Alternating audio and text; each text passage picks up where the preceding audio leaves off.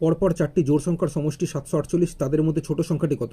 তো পরপর জোড় সংখ্যা বলতে আমরা বুঝি 2, 4, 6, 8 ইত্যাদি। দেখো এখানে প্রত্যেকটা জোড় সংখ্যা 2 যোগ করে করে হচ্ছে। 2 এর সাথে 2 যোগ করলে 4, 4 এর সাথে 2 যোগ করলে 6, 6 এর সাথে 2 যোগ করলে 8। ঠিক আছে, তো যাই হোক এখানে যে পরপর চারটি জোড় সংখ্যা হবে সেগুলো যোগ করে যেন 748 হয়। আমি এই পরপর চারটি জোড় সংখ্যার মধ্যে সবচেয়ে ছোট সংখ্যাটি এক্স ধরে নিলাম। পরপর জোড় সংখ্যাগুলো আমি কি বলেছি 2 যোগ করে করে হয়, তাহলে ছোট সংখ্যাটা যদি এক্স হয় পরের জোড় সংখ্যা হবে x+2। x+2 এর পরে জোড় সংখ্যা হবে x+4। x+2 এর সাথে 2 যোগ করলে x+4 হয়। x+4 এর পরে জোড় সংখ্যা হবে x+6। x+4 এর সাথে 2 যোগ করলে x+6 হয়।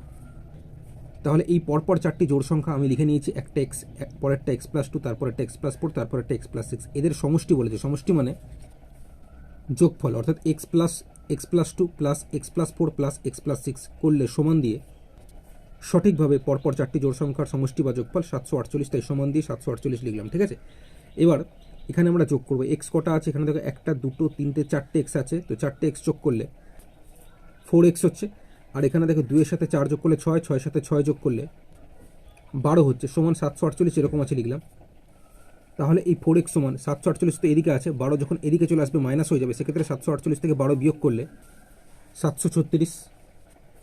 এখানে 4 দিয়ে 736কে কাটলে 184 হয়।